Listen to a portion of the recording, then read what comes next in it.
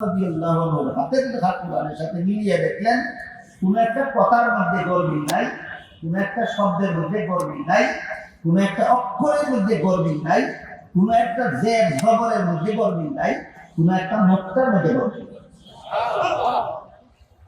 সুতরাং কোরআন অবিকৃত হওয়ার গ্যারান্টি আল্লাহ দিয়েছিলেন যে এটা বিজ্ঞানসম্মত ভাবেও প্রমাণিত। আল্লাহ কোরআন অবিকৃত রাখার গ্যারান্টি দিয়েছিলেন, ইন্না নাহনু নাযালনা যিকরা ওয়া ইন্না লাহু লাহাফিজুন। এই কোরআন আমি নাযিল করেছি নিজ দায়িত্বে, এই কোরআনকে অবিকৃত রাখবো আমি আল্লাহ নিজ দায়িত্বে, যে বিজ্ঞানসম্মত ভাবেও প্রমাণিত। উসমান রাদিয়াল্লাহু আনহুর হাতের লেখা কোরআনের সাথে ১৫০০ বছর পরে প্রেসে ছাপা কোরআনের কোন গরমিল না পেয়ে যে লোকটা এসেছিল কোরআনের ভুল ধরে ইসলাম ধর্মকে ভ্রান্ত ধর্ম বলে প্রচার করার জন্য, ওই লোকটা নিজেই কলেমা করে মুসলমান।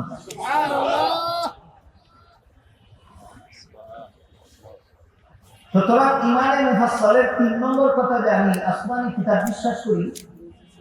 এবার এই আলোচনার সারমর্ম হলো ৩ নম্বর কথা হলো আমি কোরআন বিশ্বাস করি। এই কথাটা বোঝানোর জন্য আপনাদেরকে অনেক কথা আনুষঙ্গিক বলে। ইমানে মুফাসসালের প্রথম কথা হলো আমি আল্লাহ বিশ্বাস করি, দ্বিতীয় কথা ফেরেশতা বিশ্বাস করি, তৃতীয় কথা কোরআন বিশ্বাস। কোন একটা কথা যদি বিশ্বাস করে না মুসলমান হওয়ার দাবি করে, সে মুসলমান হওয়ার মিথ্যা দাবিদার। ইমানে মুফাসসালের ৬ কথার কোন একটা কথা যদি বিশ্বাস করে না আর মুসলমান হওয়ার দাবি করে, সত্যিকার মুসলমান না মুসলমান হওয়ার মিথ্যা দাবিদার। এবার এর উদাহরণ এই কোরআনের সূরা আহজাবের ৪০ নম্বর আয়াতে আল্লাহ বলেন, মা কানা মুহাম্মাদুন আবা আহাদিন মিন রিজালিকুম ওয়ালাকিন রাসূলুল্লাহি ওয়া খাতামান নাবিয়্যিন। মুহাম্মদ সাল্লাল্লাহু আলাইহি ওয়াসাল্লাম তোমাদের পূর্বপুরুষের বংশগত পিতা নন, বরং তিনি আল্লাহর রাসূল হওয়ার কারণে তোমাদের আধ্যাত্মিক পিতা, রূহানী পিতা।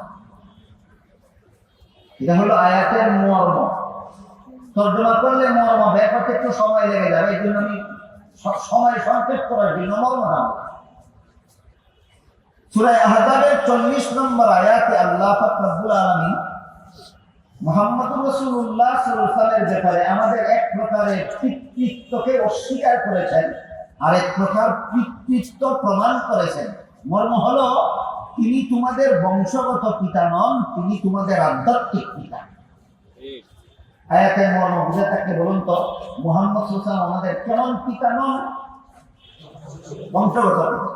কেমন পিতা হন? আধ্যাত্মিক। পরবর্তী কথা বোঝার জন্য আগে বুঝে নেওয়া দরকার বংশগত পিতা কাকে বলে আর আধ্যাত্মিক পিতা।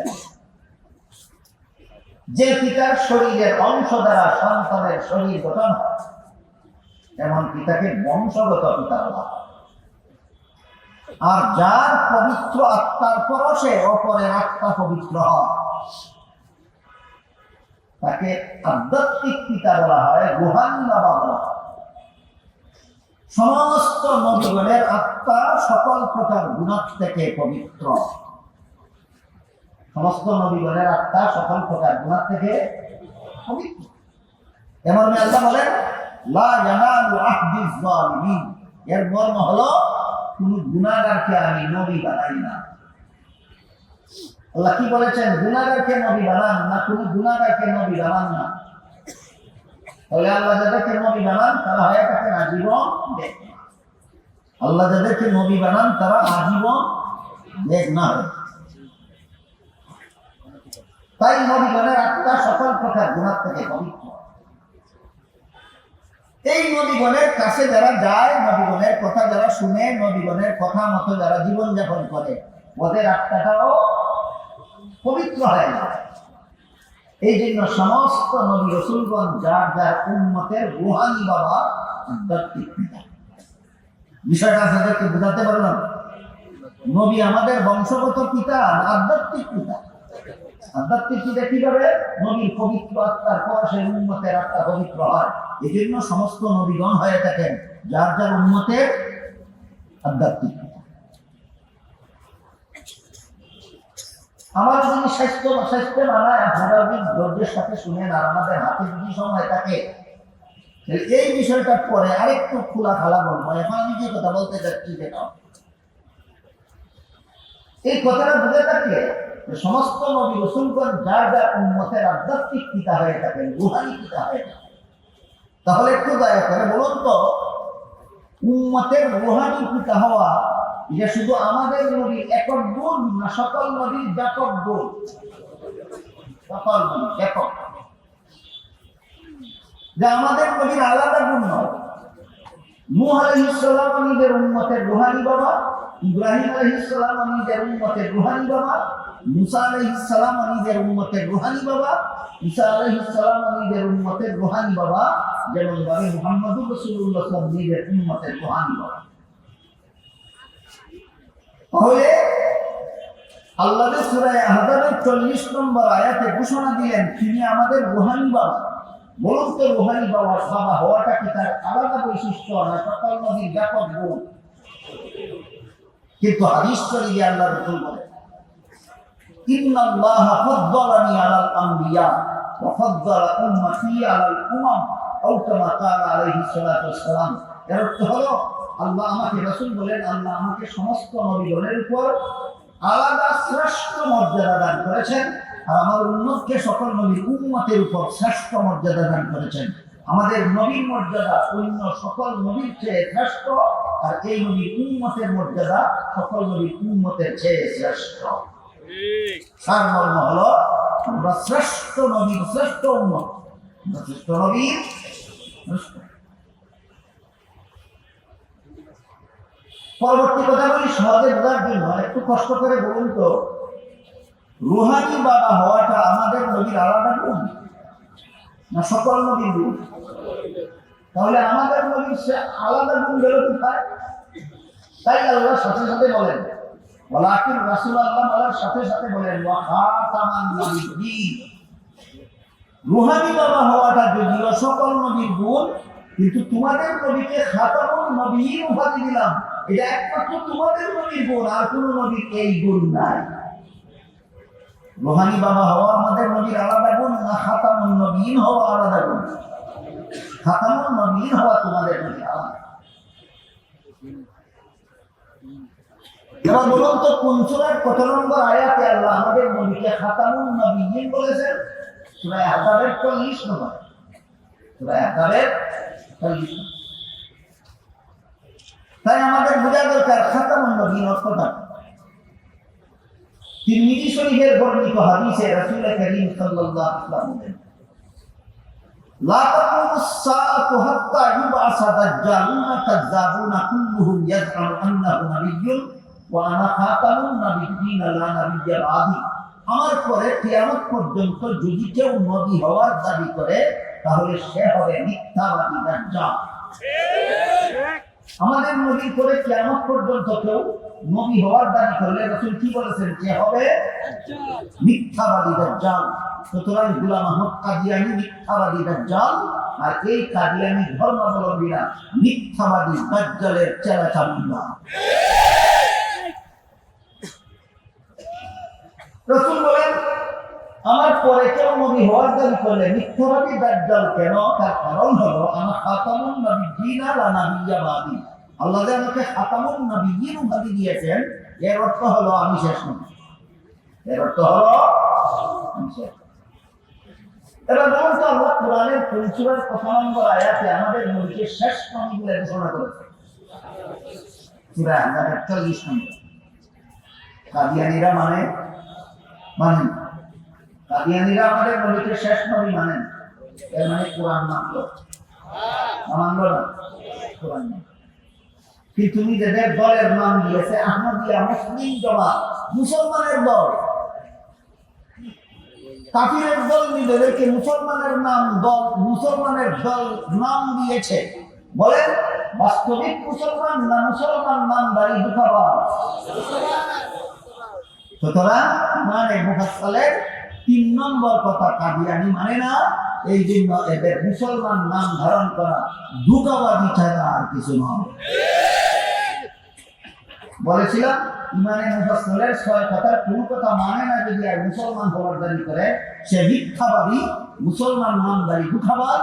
ঠিক তেমনি ভাবে সুন্নতে রাসূলের জামাতে সাহাবার আদর্শ মানে না, অথচ নিজেকে সুন্নি দাবি করে যদি সেও সত্যিকারের সুন্নি নয়, সুন্নি নামের ধোঁকাবাজ। এবার দ্বিতীয় উদাহরণটা শুনুন। ইমানে মুফাসসিলের 3 নম্বর কথা না মেনেও কাদিয়ানীরা মুসলমান হওয়ার দাবি করে। সত্যিকারের মুসলমান না মুসলমান নামের ধোঁকাবাজ। এবার এই ইমানে মুফাসসিলের 6 কথার সবগুলি কথার কিছু ব্যাখ্যা আছে সহিহ আর কিছু ব্যাখ্যা আছে ভুল। আল্লাহ সম্পর্কে কিছু ব্যাখ্যা আছে সহিহ, কিছু ব্যাখ্যা আছে ভুল। ফেরেশতা সম্পর্কে কিছু ব্যাখ্যা আছে সহিহ, কিছু ব্যাখ্যা আছে ভুল। কোরআন সম্পর্কে কিছু ব্যাখ্যা আছে সহিহ, আসমানি কিতাব সম্পর্কে কিছু ব্যাখ্যা আছে সহিহ, কিছু ব্যাখ্যা আছে। নবী রাসূল সম্পর্কে কিছু ব্যাখ্যা আছে সহিহ, কিছু ব্যাখ্যা আছে না। এই 6 কথার 6 কথা যারা সহিহ ব্যাখ্যা মতো মানে তাদের নাম আহলে সুন্নাত ওয়াল জামাত। 6 কথা মানলে মুমিন মুসলমান, আর সহিহ ব্যাখ্যা মানলে আহলে সুন্নাত ওয়াল জামাত। প্রথমেই বলেছিলাম, মনে আছে কিনা? ইমানে মুফাসসিলের 6 কথা মানলে হয় মুমিন মুসলমান, আর 6 কথার সহিহ ব্যাখ্যা মানলে হয় আহলে। প্রশ্ন জাগে 6 কথার সহিহ ব্যাখ্যা পাওয়া যায় কোথায়? এর আগে মনে রাখি 6 কথা পাওয়া যায় ইমানে মুফাসসিলের 6 কথা পাওয়া যায় 2 ঠিকানায়, কোরআনে আর হাদিসে। আমার কথা বুঝে থাকে বলুন, ইমানে মুফাসসিলের 6 কথা পাওয়া যায় কোথায়? কোরআনে আর হাদিসে। এখন প্রশ্ন জাগে 6 কথার সহিহ ব্যাখ্যা পাওয়া যায় কোথায়? সাহাবায়ে কেরামের এক প্রশ্নের জবাবে আল্লাহ রাসূল সহিহ ব্যাখ্যা পাওয়ার 2 ঠিকানা চিহ্নিত করে দিয়েছেন। রাসূল বলেন, মা আনা আলাইহি ওয়া আসহাবি, মর্ম হলো আমার সুন্নাত আর সাহাবায়ে কেরামের জামাত। ইমানে মুফাসসিলের 6 কথার ব্যাখ্যা যদি নবীর সুন্নাত থেকে গ্রহণ করেন আপনি আহলে সুন্নাত। ইমানে মুফাসসিলের 6 কথার ব্যাখ্যা যদি আপনি সাহাবায়ে কেরামের জামাত থেকে গ্রহণ করেন তাহলে আপনি ওয়াল জামাত। আর যদি মন গড়া ব্যাখ্যা করেন তাহলে আপনি বেদাত।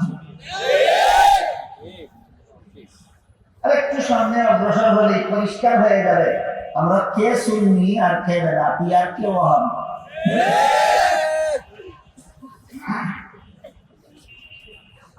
আমাদের বাংলাদেশের 1974 সালের পর থেকে এর আগে ছিল কোনদিন ছিল 1974 সালের পর থেকে চট্টগ্রামের কিছু লোক পাকিস্তান থেকে একজন পুলিশকে 74 সালে দাওয়াত করে এনেছিলেন। তার নাম কি যেন বলে, পাকিস্তানি বীর তৈয়ব শাহ।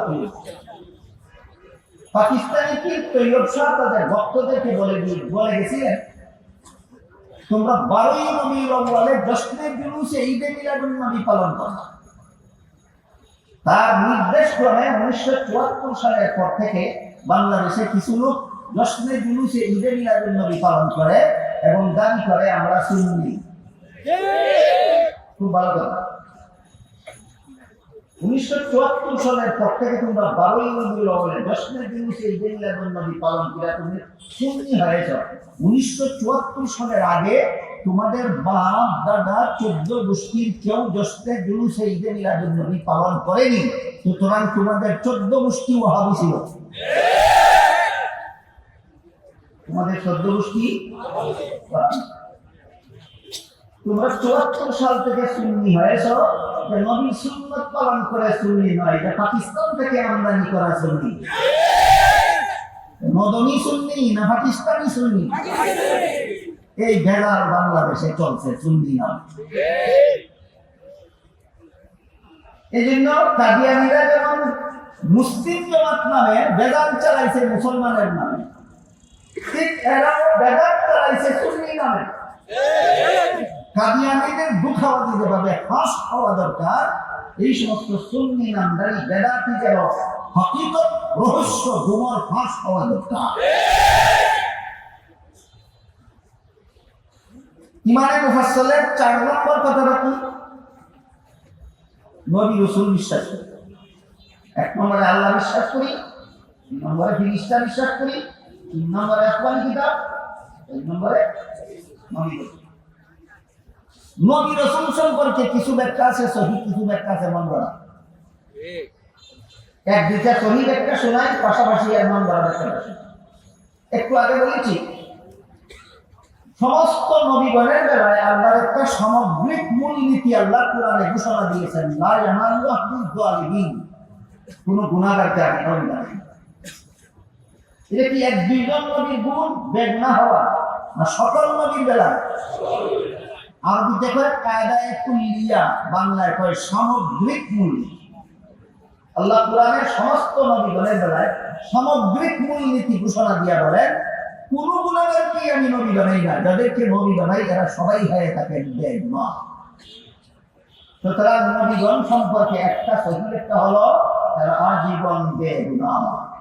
নবীগণ সম্পর্কে একটা সহিহ ব্যাখ্যা হলো আজীবন বেগুনাহ। মনে রাখুন, পাশাপাশি ইমান ধরা ব্যাখ্যাটাও শোনা। পবিত্র কোরআনের বিভিন্ন আয়াতে এবং রাসূলের বিভিন্ন হাদিসে বর্ণিত হয়েছে আল্লাহ পাক রব্বুল আলামিন হযরত আদম আলাইহিস সালামকে জান্নাতে দিয়ে বলেছিলেন সব গাছের ফল খাও, একটা গাছের ফল খেতে নিষেধ করেছিলেন, কিন্তু শেষ পর্যন্ত ইবলিসের ধোঁকায় পড়ে আদম নিষিদ্ধ গাছের ফল খেয়েছিলেন। আজকে নতুন শুনলেন না, আরো শুনেছেন? এই ঘটনাকে যদি আপনি আল্লাহর নির্ধারিত মূলনীতি লঙ্ঘন করে মন গড়া ব্যাখ্যা করেন, তাহলে এই ঘটনার দ্বারা আদমকে গুনাহগার সাব্যস্ত করতে হবে। সেই মন গড়া ব্যাখ্যাটা হলো আল্লাহর আদেশ নিষেধ লঙ্ঘন করলেই গুনাহ হয়। এখান থেকে মন গড়া ব্যাখ্যা ফাউন্ডেশন শুরু হলো। আল্লাহর আদেশ নিষেধ লঙ্ঘন করলেই গুনাহ হয়, এখান থেকে মন গড়া ব্যাখ্যা শুরু হলো। শুরুটাই ভুল কেন? আল্লাহর আদেশ নিষেধ লঙ্ঘন করলে গুনাহ হয়, ঢালাও ভাবে সব ক্ষেত্রে নয়।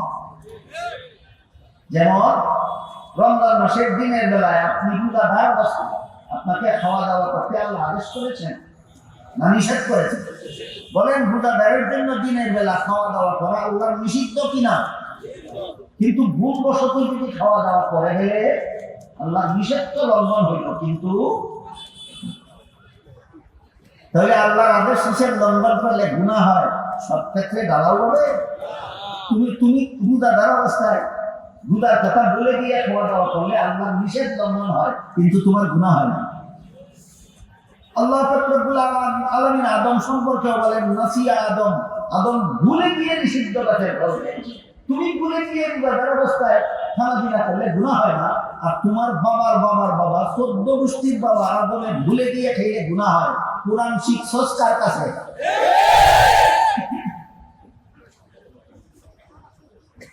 সুতরাং এই ভুল ব্যাখ্যার ফাউন্ডেশন এখান থেকে শুরু। আল্লাহর আদেশ নিষেধ লঙ্ঘন করলেই তো গুনাহ হবে না। বলেন, কথাটা কি দাঁড়াও হবে সব ক্ষেত্রে? না, অবশ্যই। মানুষের কোনো কাজের দ্বারা গুনাহ হয় অথবা কোনো কাজের দ্বারা সওয়াব হয় দুনিয়ার জীবনে, জান্নাতি জীবনে নয়। জান্নাতি জীবনের কোনো কাজে সওয়াব নাই, গুনাহ নাই।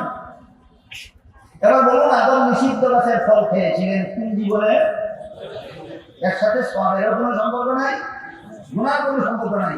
এভাবে ব্যাখ্যা করলে আল্লাহর সামগ্রিক মূলনীতি বহাল থাকে, আর তোমার মন গড়া ব্যাখ্যা করলে একদিকে নবী গুনাহগার সাব্যস্ত হয়, আর একদিকে আল্লাহর সামগ্রিক মূলনীতি লঙ্ঘন হয়। সুতরাং নবীগণ সম্পর্কে একটা সহিহ ব্যাখ্যা হলো তারা আজীবন বেগুনাহ। নবী রাসূলগণ সম্পর্কে আরেকটা সহিহ হাদিস শরীফে রাসূল করিম সাল্লাল্লাহু আলাইহি ওয়াসাল্লাম বলেন, আল আমবিয়াউ আহইয়াউন ফি কুবুরিহিম ইউসাল্লুন, আও কামা ক্বালা আলাইহি ওয়াসাল্লাম। নবী রাসূলগণ দাফন করার পরে আল্লাহ তাদেরকে জীবিত করে দেন। দাফন করার পরে নবীগণ মুর্দা থাকেন না, জিন্দা হয়ে যায়। কিন্তু মনে রাখতে হবে, জিন্দা নবীকেই দাফন করা হয় না দাফন করার পরে নবীকে জিন্দা করা হয়? এসব কথা কেন বলছি? কারণ আমার জানা মতো সারা বাংলাদেশের মধ্যে 1 নম্বর স্থান হইল চট্টগ্রাম জেলা, যেখানে যে সমস্ত মুসলমান শহীদের মতো নবী মানে এই সমস্ত মুসলমানকে নবীর দুশ্মন বলে স্লোগান দেওয়া হয়। তাদের কে নবীর বন্ধু আর কে নবীর দুশ্মন চিহ্নিত হওয়া দরকার।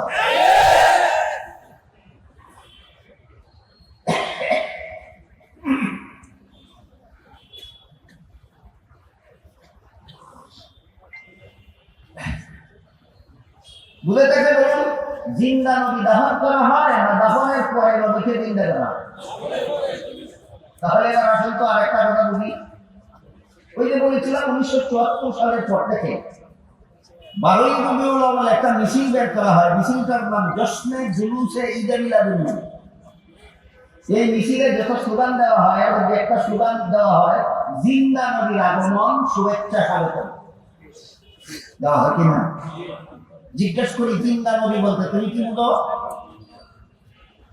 যদি বলো জিন্দা নবী অর্থ অতীতেও নবী জিন্দা ছিলেন, মরণ হয়নি কোনোদিন, ভবিষ্যতেও নবী জিন্দা থাকবেন, মরবেন না কোনোদিন, এই যদি হয় তোমার জিন্দা নবীর ব্যাখ্যা, তাহলে তোমার ব্যাখ্যার দ্বারা তুমি তোমার এই ব্যাখ্যা সরাসরি কোরআন বিরোধী।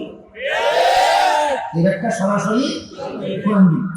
কারণ কোরআনে আল্লাহ বলেন ইন্নাকা মাইয়িতুন ওয়া ইন্নাহুম মাইয়িতুন, হে মুহাম্মদ রাসূলুল্লাহ সাল্লাল্লাহু আলাইহি ওয়াসাল্লাম আপনিও মরণশীল তারাও মরণশীল। অস্পষ্ট কথা না সুস্পষ্ট?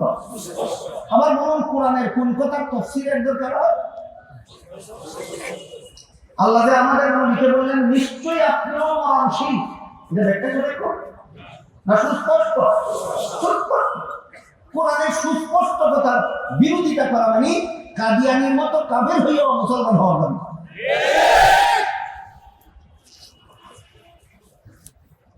কাজে তোমার জিন্দা নবীর আগমন স্লোগানের অর্থ যদি হয় নবী চিরঞ্জীব, নবী চিরকাল জিন্দা, অতীতেও নবী জিন্দা ছিলেন, মরণ হয়নি কোনোদিন, ভবিষ্যতেও নবী জিন্দা থাকবেন, মরণ হবে না কোনোদিন, এই যদি তোমার স্লোগানের অর্থ হয় জিন্দা নবীর, তাহলে তোমার স্লোগান কোরআন বিরোধী, তোমার স্লোগান আল্লাহ বিরোধী। এই স্লোগান কথা কোনোদিন মুমিন মুসলমান থাকতে পারে না। কাদিয়ানিরা যেমন 3 নম্বর মানে না, তুমিও 3 নম্বর মানো না। কাদিয়ানির সিরিয়াল নম্বর 3, তোমারও সিরিয়াল নম্বর 3। আর যদি বলা যায় না আমরা জিন্দা নবী বলি চিরঞ্জীব অর্থ বোঝার জন্য, আমরা জিন্দা নবী বলি দাফন করার পরে নবী জিন্দা, এই অর্থে যদি জিন্দা হলো, দাফন করার পরে নবী জিন্দা, এই অর্থে যদি জিন্দা হলো, নবী বলেন দাফন করার পরে জিন্দা হয়ে রওজা শরীফের ভিতরে থাকবেন। তুমি বলো আগমন, বলুন তো দাফন করার পরে নবী জিন্দা হয়ে কোথাও আগমন করবেন বলেছেন না রওজা শরীফের ভিতরে থাকবেন বলেছেন? সুতরাং জিন্দা নবীর আগমন এটা সুন্নতে রাসূল বিরোধী স্লোগান। এই স্লোগান যারা বিশ্বাস করে এরা আহলে সুন্নাত ওয়াল জামাত নয়, আহলে সুন্নাত ওয়াল জামাত মানে দুঃখবাদ। রাসূল করিম সাল্লাল্লাহু আলাইহি ওয়াসাল্লাম বলেন আল আমবিয়াউ আহইয়াউন ফি কুবুরিহিম, নবী রাসূলগণ দাফন করার পরে জিন্দা হয়ে তোমাদের কোনো অনুষ্ঠানেও আসেন না, তোমাদের কোনো মিছিলেও আসেন না, তোমাদের কোনো স্লোগানেও আসেন না, রওজা শরীফের ভিতরে থাকেন, ভিতরে থাকেন, ভিতরে। সুতরাং নবী রাসূল সম্পর্কে আজকে মাত্র 3টা সহিহ একটা আপনাদেরকে শোনালাম। 1 নম্বর সহিহ একটা আর আজীবন বেগুনাহ, 2 নম্বর সহিহ একটা দাফন হওয়ার পর থেকে জিন্দা, 3 নম্বর সহিহ একটা জশ্নে জুলুসে ঈদে মিলাদুন্নবীতে আগমন করেন না রওজা শরীফের ভিতরে থাকেন। এবার বলো কোন কথা বিশ্বাস করে তুমি সুন্নি হয়েছ না সুন্নি মুখুরদারি বেদাতি হয়েছ?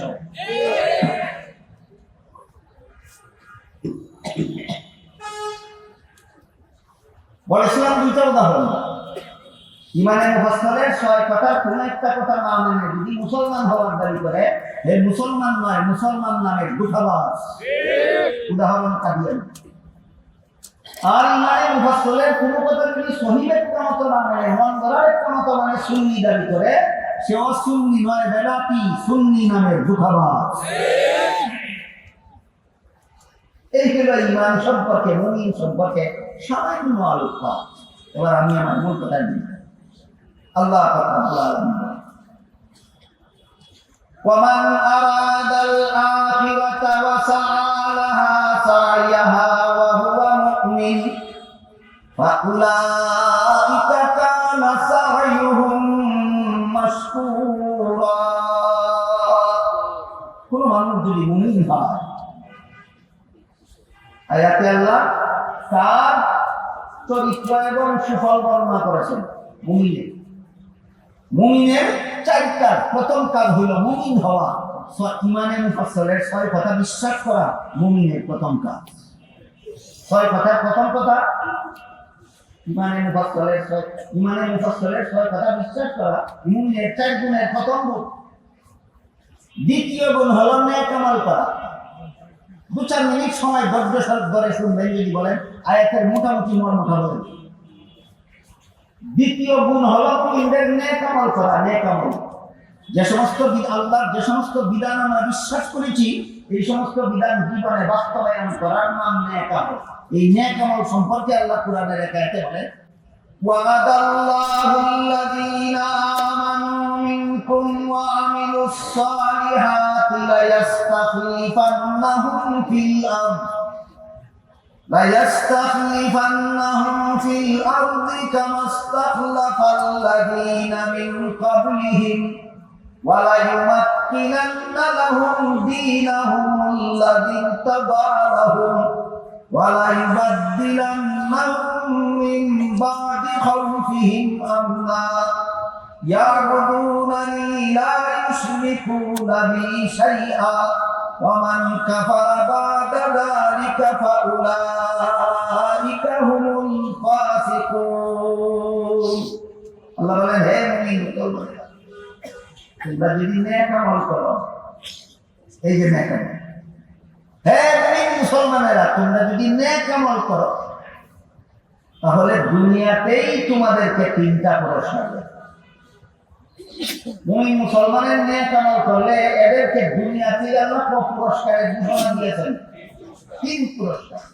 এই ঘোষণাটা দিয়েছেন আল্লাহ সূরা নূরের 55 নম্বর আয়াত। সূরা নূরের 55 নম্বর আয়াত। হে মুমিন মুসলমানেরা, তোমরা যদি নেক আমল করো, আমল যদি ভালো করো, তাহলে দুনিয়াতেই তোমাদেরকে 3 পুরস্কার দেব। 1 নম্বর, সারা বিশ্বের শাসন ক্ষমতা তোমাদের দেবে। 2 নম্বর, তোমাদের জন্য আমার পছন্দ করে দেওয়া ইসলাম ধর্মকে সারা বিশ্বে প্রতিষ্ঠা করে দেব। 3 নম্বর, সন্ত্রাসীদের হামলা থেকে তোমাদেরকে নিরাপদ করে দেব। কত পুরস্কার! এবার বলুন তো, আল্লাহ ঘোষিত পুরস্কারগুলি দিতে থাকে বর্তমান বিশ্ব মুসলমানেরা শাসন করে না শত্রুরা শাসন করে? বর্তমান বিশ্ব শত্রুরা। কোন দেশের গতিতে যদি মুসলমান নামের কোন পুতুল সরকার বসা থাকেও, সে দেশ শাসনের বেলায় স্বাধীন নয়। সে যেদিন কাফিরের পুতুল সরকার, তাহলে বর্তমান বিশ্বে শাসন ক্ষমতা মুসলমানের হাতে নাই। এবং বলুন তো, ইসলাম ধর্ম সারা বিশ্বে প্রতিষ্ঠিত না নির্বাসিত? নির্বাসিত। ইসলামকে নিয়ে যত সব তিরস্কার, যত সব নিন্দা, যত সব ভৎসনা, যত সব অপপ্রচার ইসলামের বিরুদ্ধে চলছে। ইসলাম প্রতিষ্ঠিত না নির্বাসিত? ইসলাম নির্বাসিত। এবার বলুন তো, দুনিয়ার মুসলমানেরা সন্ত্রাসীদের হামলা থেকে নিরাপদে না আক্রান্ত? তাই আল্লাহ ঘোষিত পুরস্কার দিয়ে গেল। আল্লাহ যে 3 পুরস্কার দিলেন মুমিন মুসলমানদের জন্য ঘোষণা দিয়েছেন, এটা কি বিনা শর্তে না আমল ভালো করা শর্তে? এটা বলুন তো, বর্তমান দুনিয়ার মুসলমান প্রসঙ্গ কিছু মুসলমানের কথা বাদ দিয়ে বাদ বাকি সিংহভাগ মুসলমানের আমল ভালো না ছাড়া এই খারাপ আমলের ফসল দুনিয়া তোমাদের শত্রুরা শাসন করে। এই খারাপ আমলের ফসল এই দুনিয়ায় ইসলাম ধর্ম বিদায়ের পথে খারাপ আমলের ফসল সন্ত্রাসীদের হামলার মধ্যে তোমরা আক্রান্ত। এই নেয়ার আমল সম্পর্কে আপাতত আজকের মতো এতটুকুই মনে আছে। তারপরে আল্লাহ বলেন, ওয়ামান আরাদাল আখিরাতা ওয়া সালাহা সাইয়াহা ওয়া হুয়া মুমিন। কোন মানুষ যদি মুমিন হয় আর নেক আমল করে আর আমলটা যদি সহিহ নিয়তে করে, এবার কত নম্বর গুণ? সহিহ নিয়ত। সহিহ নিয়তের ব্যাখ্যা হলো আমি এই নেক আমলটা করি আল্লাহকে খুশি করার জন্য, আর কাউকে খুশি করার জন্য নয়।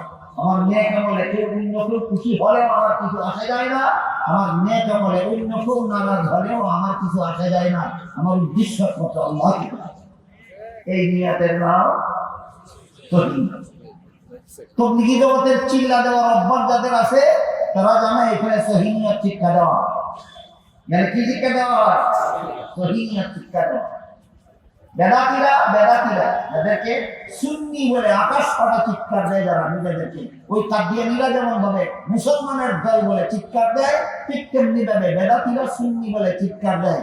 এরা তবলিগি জামাতকে বাতিল দল শুধু বলে না, কাফেরও বলে। বেদাতিরা তবলিগি জামাতকে কি বলে? কাফেরও। এই ব্যাপারে আমি আমার জীবনে বেদাতিদের সাথে বহু মুনাজারা বহাস করেছি।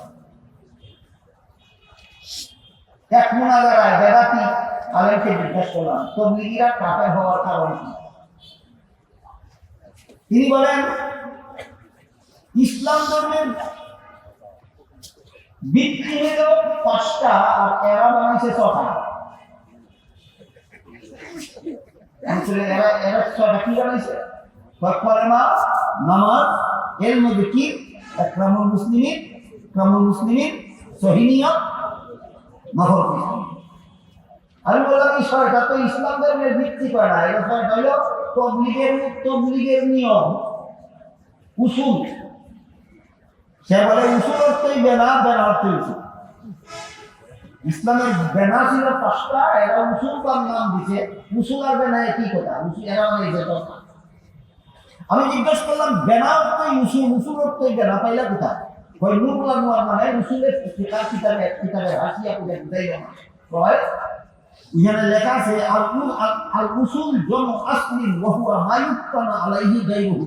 অর্থাৎ উসুল অর্থই বেনা, বেনা অর্থই উসুল। কারণ ইসলামের বেনা ছিল 5টা, তবলিগিরা বানিয়েছে 6টা। ইসলামের বেনা বিকৃত করার কারণে তবলিগিরা কাফের।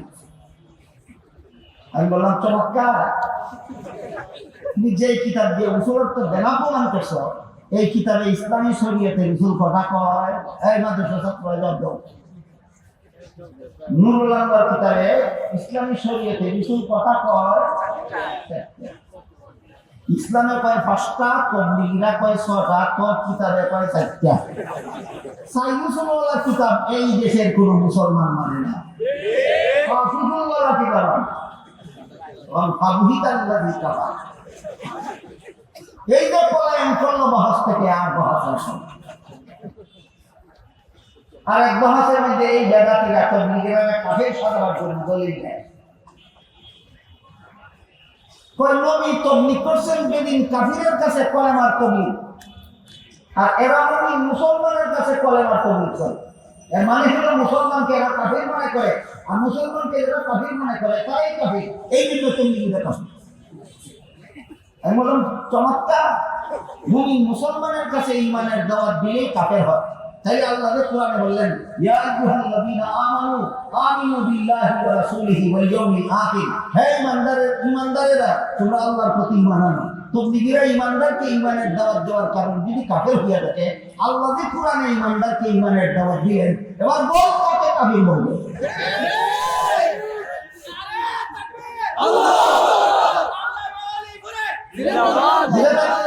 বুঝে থাকতে বলুন, এরা যে তবলিগি জামাতকে কাফের বলে কোন ভিত্তি আছে না? সাফার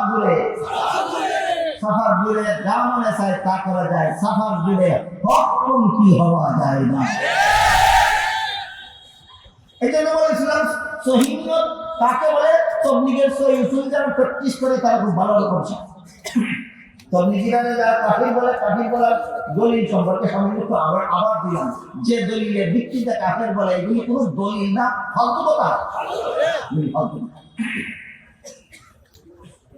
আল্লাহ বলেন ওয়ামান আরাদাল আখিরাতা ওয়া সাআলাহা সাইয়াহা ওয়া হুয়া মুমিনুন ফাউলাইকা কানা সাইয়ুহুম মাশকুরা। করে, সহি নিয়তে করে। আর কথা কোন বলল? নবীর তরিকা একটা, নবীর তরিকাকেই নবীর সুন্নাত বলা হয়, নবীর তরিকাকেই নবীর সুন্নাত বলা হয়। তবে নবীর সুন্নাত কথাটা বিভিন্ন হাদিসে বিভিন্ন অর্থে ব্যবহার করে। এই জন্য নবীর সুন্নাত বলতে পরিষ্কার ভাবে কি বোঝায় সুস্পষ্ট ভাবে অনেকেই বলতে পারে। তাই নবীর সুন্নাত সম্পর্কে একদিন মিলে আলোচনা করি, বুঝে আপনারা ধৈর্যের সাথে বসে শুনবেন। নবীর সুন্নাত কথার কয়েকটা অর্থ আছে। নবীর সুন্নাত কথার একটা অর্থ আছে নবীর হাদিস। নবীর সুন্নাত কথার আর একটা অর্থ আছে নবীর ওই আমল যা উম্মতের জন্য অনুকরণীয় এবং যার গুরুত্ব ফরজ বা নিজের চেয়ে কম এবং নকল মুস্তাহাবের চেয়ে বেশি। আর নবীর সুন্নাত কথার ৩ নম্বর অর্থ হলো নবীর শিক্ষা দেওয়ার পদ্ধতি। তাহলে আমরা সামনের কথা বোঝার জন্য মনে রাখি নবীর সুন্নাত কথার 3টা অর্থ। ১ নম্বর নবীর সুন্নাত অর্থ নবীর হাদিস, ২ নম্বর নবীর সুন্নাত অর্থ নবীর আমল, ৩ নম্বর নবীর সুন্নাত অর্থ নবীর তরিকা। নবীর হাদিস, নবীর আমল, নবীর তরিকা। নবীর হাদিস, নবীর আমল। এক হাদিসে রাসূল করিম সাল্লাল্লাহু আলাইহি ওয়াসাল্লাম বলেন, তারাকতু ফীকুম আমরাইন লাম তাদিল্লু মা তামাসসাকতুম বিহিমা কিতাবাল্লাহি ওয়া সুন্নাতা রাসূলি আও কামা ক্বালা আলাইহি সাল্লাতু ওয়াসসালাম। রাসূল বলেন, আমি দুনিয়া থেকে বিদায় করে তোমাদের হাতে দুটি জিনিস রেখে যাচ্ছি, যতদিন পর্যন্ত তোমরা দুটি জিনিস শক্তভাবে আঁকড়ে থাকবে ততদিন পর্যন্ত তোমরা বিপদগামী হবে না, জাহান্নামের পথের যাত্রী হবে না। আমার রেখে যাওয়া দুটি জিনিসের একটি হলো আল্লাহর কিতাব কুরআন, আর একটি হলো রাসূলের সুন্নাত হাদিস। এই হাদিসে রাসূলের সুন্নাত কথাটাকে রাসূল নিজেই হাদিস করতে ব্যবহার করেছেন। আর এক হাদিসে রাসূল করিম সাল্লাল্লাহু আলাইহি ওয়াসাল্লাম বলেন, রমজান মাসের দিনের বেলায় রোজা রাখা আল্লাহ তোমাদের জন্য ফরজ করেছেন, আর রাতের বেলার তারাবিহের নামাজ আমি রাসূল তোমাদের জন্য সুন্নাত করেছি। আপনাদের জানা থাকে বলুন তো, রমজানের দিনের বেলার রোজাটা কি? আল্লাহর ফরজ। রাতের বেলার তারাবিটা কি? নবীর সুন্নাত। এখানে সুন্নাত কথাটা ২ নম্বর অর্থে। এখানে সুন্নাত অর্থ নবীর হাদিস নয়, এখানে সুন্নাত অর্থ নবীর ওই আমল যা উম্মতের জন্য অনুসরণীয় এবং যার গুরুত্ব ফরজ ওয়াজিবের চেয়ে কম এবং নফল মুস্তাহাবের চেয়ে বেশি। আরেক হাদিসে রাসূল বলেন, মান তামাসসাকা বিসুন্নতি ইনদা ফাসাদি উম্মতি ফালাহু আজরু মিয়াতি শাহীদ। যে যুগে আমার উম্মতেরা আমার সুন্নাত থেকে দূরে সরে যাবে, সেই যুগে যারাই আমার সুন্নাতে অটল থাকবে ১০০ শহীদের কথা। এখানে সুন্নাত অর্থ হাদিস না, এখানে সুন্নাত অর্থ আমল না, এখানে সুন্নাত অর্থ নবীর শিক্ষা দেওয়া পদ্ধতি। নবীর শিক্ষা দেওয়া পদ্ধতি। তাহলে নবীর সুন্নাত কথা অর্থ নবীর হাদিসে 3টা পাওয়া যায়। নবীর সুন্নাত কথার এক অর্থ নবীর হাদিস, নবীর সুন্নাত কথার এক অর্থ নবীর আমল, নবীর সুন্নাত কথার এক অর্থ নবীর তরিকা।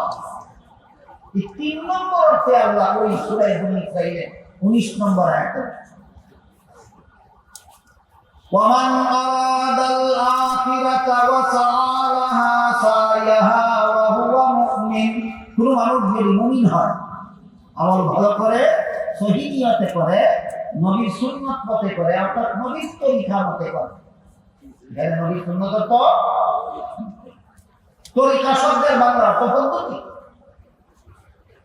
আল্লাহ রাসূল উম্মতের জন্য জীবনের সকল কাজের পদ্ধতি বলে দিয়েছেন। তুমি পেশাব করবা কোন পদ্ধতি বলে দিয়েছেন, তুমি পায়খানা করবা কোন পদ্ধতি নবী বলে দিয়েছেন, তুমি পানাহার করবা কোন পদ্ধতিতে নবী বলে দিয়েছেন, তুমি সংসার করবা কোন পদ্ধতিতে নবী বলে দিয়েছেন, তুমি ওযু করবা কোন পদ্ধতিতে, নামাজ পড়বা কোন পদ্ধতিতে, ইবাদত বন্দেগী করবা কোন পদ্ধতিতে। বলুন আমার কথা বুঝে থাকলে উম্মতের জীবনের সকল আমলের পদ্ধতি নবী বলে দিয়েছেন কিনা? মানুষের জীবনের কাজ 2 প্রকার, হয়তো সংসারের কাজ আর না হয় ধর্মের কাজ। বুঝে থাকতে বলুন মানুষের জীবনের সকল কাজ কত প্রকার? 2 প্রকার। একটা হলো সংসারের কাজ আর একটা হলো ধর্মের কাজ। সংসারের কাজও যদি কেউ নবীর শিক্ষা দেওয়া পদ্ধতিতে করে, সংসারের কাজ করেও ইবাদতের সওয়াব পায়।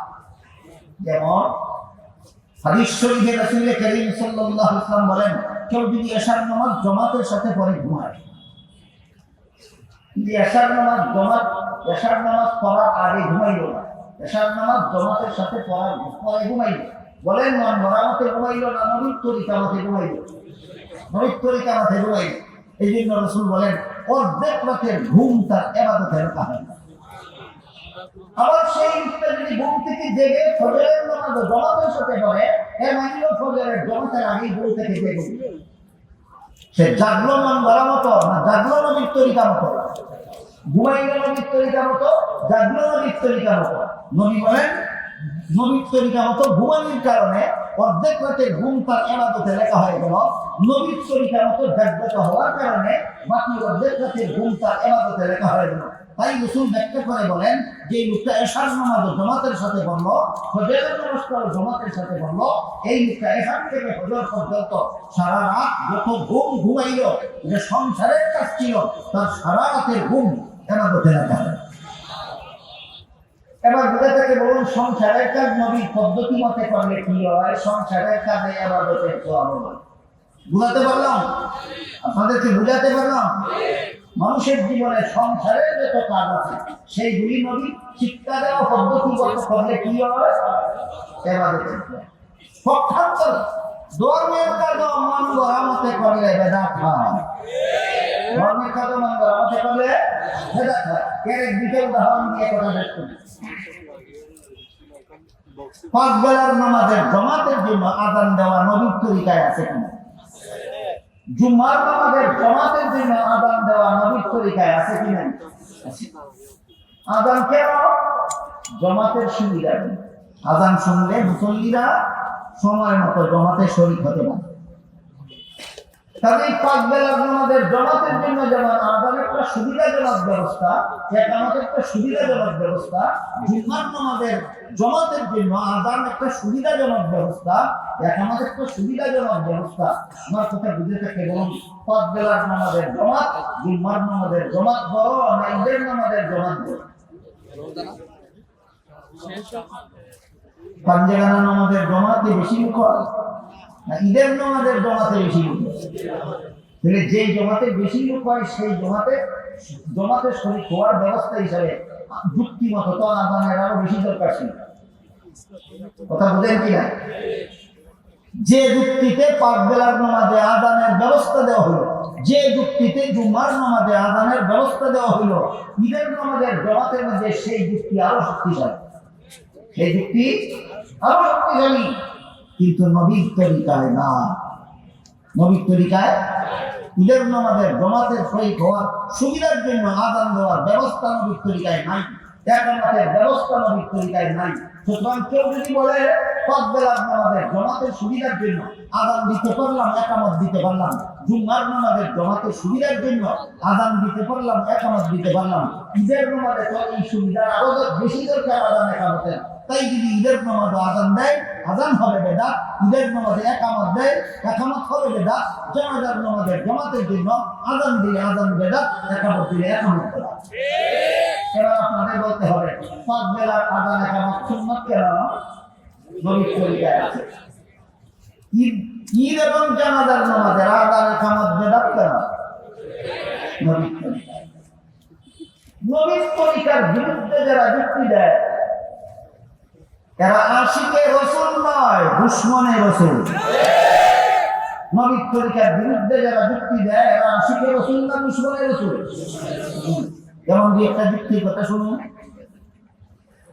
আযান শেষ করার পর দুরূদ শরীফ পড়া নবীর তরিকায় আছে। আযান শেষ করার পর দুরূদ শরীফ পড়া নবীর তরিকায় আছে। আযান শুরু করার আগে দুরূদ শরীফ পড়া নবীর তরিকায় না। এখন যদি যুক্তি দেয় আযান শেষ করার পরে দুরূদ পড়তে পারি, শুরু করার আগে পড়লে দুষ্টি, সেই হয় আশিকের রাসূল। আশিকের রাসূল আজকে থেকে ক্লিয়ার হোক, আশিকের রাসূল কার নাম আর দুশমনের রাসূল কার নাম?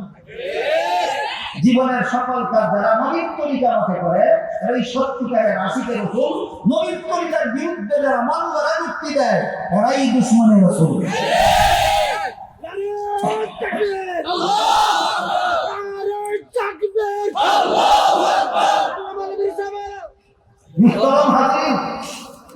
প্রত্যেক নামাজের শেষে সালাম ফিরাবার আগে দুরূদ শরীফ আছে কিনা? আছে কিনা? আছে। দুরূদ শরীফের ফজিলত সম্বলিত যত হাদিস আছে এর মধ্যে এক হাদিসে রাসূল বলেন যে ব্যক্তি আমার প্রতি একবার দুরূদ শরীফ পড়ে আল্লাহ তার প্রতি 10 বার রহমত নাযিল করেন, তার 10টা গুনাহ মাফ করে দেন, তার 10টা মর্যাদা বাড়িয়ে দেন। এই ফজিলতের কথা শুনে কেউ যদি বলে এত বড় ফজিলতের দুরূদ শুধুমাত্র আমাদের শেষে পড়ব কেন, শুরুতে একবার পড়লে বুঝতি নিয়ত করার পর সুবহানাল্লাহ বলার আগে দুরূদ শরীফ পড়ে। এবার আমি আপনাদের জিজ্ঞাসা করব আমাদের শেষের দিকে যে দুরূদ শরীফ পড়ব সেটা বেদাত না সুন্নাত? কেন? আমাদের শুরুতে যে দুরূদ শরীফ পড়ব সেটা সুন্নাত না বেদাত? শেষেরটা সুন্নাত কেন, আরেকটা বেদাত কেন? এখানে যেই জবাব আযানের দুরূদের বেলায় সেই জবাব, নামাজের দুরূদের বেলায় যেই জবাব আযানের দুরূদের বেলায় সেই জবাব। এই জন্য আল্লাহ বলেন ওমান আরাদাল আখিরাতা ওয়া সাআলাহা সাইয়াহা ওয়া হুয়া মুমিন ফাউলাইকা কানা সাইয়ুহুম মাশকুরা। আল্লাহর কাছে তোমার জন্য সুফল অবধারিত হয়ে থাকবে, মর্ম হলো আল্লাহর কাছে তোমার জান্নাত অবধারিত হয়ে থাকবে যদি তুমি মুমিন হও, নেক আমল করো, সহি নিয়তে করো, মন্দরের ভিত্তিতে করো। না নবীর তরিকা মতে নবীর ঈমান, আমল, সহি নিয়ত, নবীর তরিকা জান্নাতের গ্যারান্টি। ঈমান, আমল, সহি নিয়ত, নবীর তরিকা জান্নাতের গ্যারান্টি। আল্লাহ পাক রব্বুল আলামিন আপনাদের আমাদের সবাইকে সূরা বনী ইসরাঈলের 19 নম্বর আয়াতের ব্যাখ্যার আলোকে এই জান্নাতের 4 কাজের মাধ্যমে জান্নাতের গ্যারান্টি লাভ করার সৌভাগ্য দান করুন। সবাই বলুন আমিন। সুবহান রাব্বিকা রাব্বিল ইজ্জাতি আম্মা